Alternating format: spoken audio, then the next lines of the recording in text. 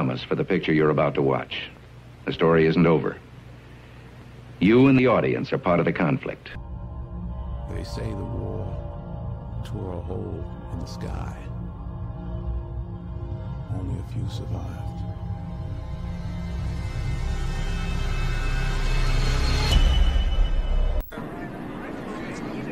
They take about 30 minutes to reach their target. So do theirs, right? Missile warning, this is Beale. Confidence is high. I repeat, confidence is high. Roger, we've got 32 targets in track and 10 impacting points. I want to confirm, is this an exercise?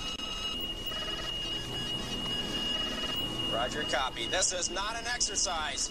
Roger, understand. Major Reinhardt, we have a massive attack against the U.S. at this time. ICBMs. Numerous ICBMs. Roger, understand. Over 300 missiles inbound now.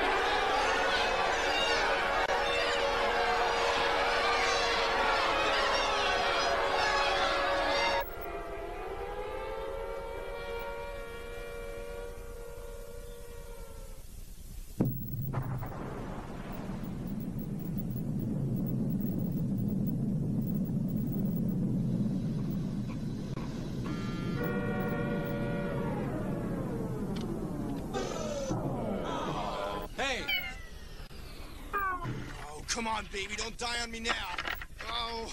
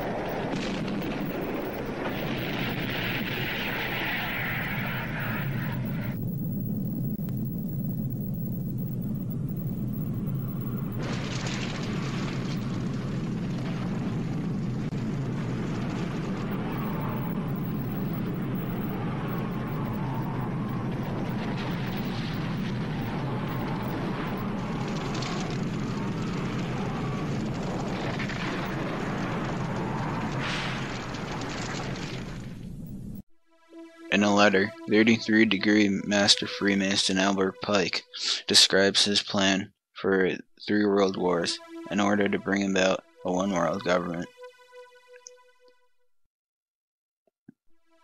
The First World War must be brought about in order to permit the Illuminati to overthrow the power of the Czars in Russia and the making that country a fortress of atheist communism. The divergence caused by the agenda of the Illuminati between the British and Germanic empires will be used to foment this war.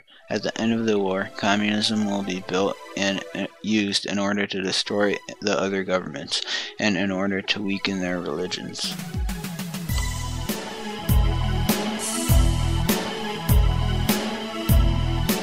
The Second World War must be fomented by taking advantage of the difference between fascist and political Zionists. This war must be brought about so that Nazism is destroyed and that political Zionism be strong enough to institute the sovereign state of Israel within Palestine. During the Second World War, international communism must become strong enough in order to balance Christianity, which would be restrained and held in check until the time when we would need it for the final social cataclysm.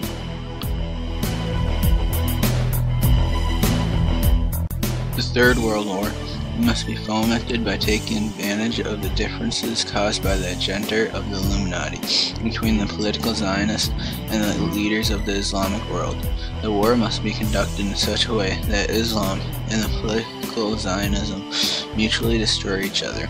Meanwhile, the other nations, once more divided on this issue, will be constrained to fight to the point of complete physical, moral, spiritual, and economical exhaustion. We shall unleash the nihilist and the atheist. We shall provoke formidable social cataclysm, which in all its horror will show clearly to the other nations the effect of absolute atheism, the origin of savagery, and of the most bloody turmoil. Then, everywhere, citizens obligated to defend themselves against the world minority of revolutionaries will exterminate those destroyers of civilization. The multitude, delusioned with Christianity, whose deistic spirits will from that moment be without compass or direction, anxious for an ideal, but without knowing where to render its adoration, will receive the true light through universal manifestation of the pure doctrine of Lucifer, brought finally out in the public view. This manifestation will result in the general reactionary movement, which will follow the destruction of Christianity and atheism, both conquered and exterminated at the same time.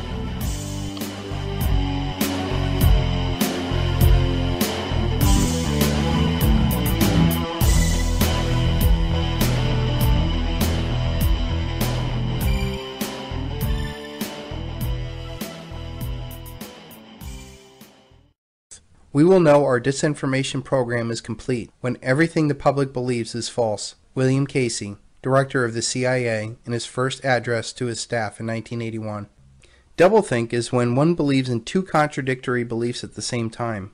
It is the opposite of cognitive dissonance. The ability to tell lies and genuinely believe them, and to forget any facts that are inconvenient. Advancing doublethink is the elite's defense mechanism from any challenge to their power. The elite know that propaganda will eventually be exposed.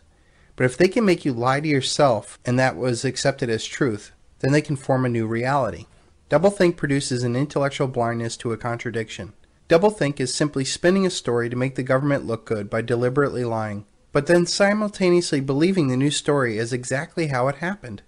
Most Americans would look at Baghdad Bob and laugh, knowing that what he is telling you is a lie. And yet we believe these same lies just because they come from our State Department. Think about how the Iraqi citizens would look at Baghdad Bob being the spokesperson for one of the most tyrannical regimes in the world. And yet the typical Iraqi would probably look at us and think that we're crazy for believing our politicians. This doublethink is done not only to mislead the populace, but more importantly those that work for the government. This is important because if the regime participants suddenly get conscious or change consciousness, the whole system would collapse because nobody would be there to run the system. An example would be just the military. They have to believe that they're fighting for freedom, but in reality what they're doing is enslaving populations for private profit.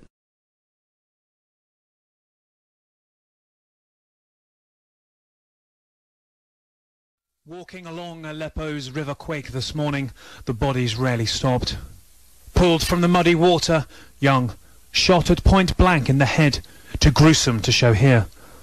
Whether they floated into or were killed in this rebel territory, nobody knew. But they kept coming, 65, then 81, as the river held forth another massacre.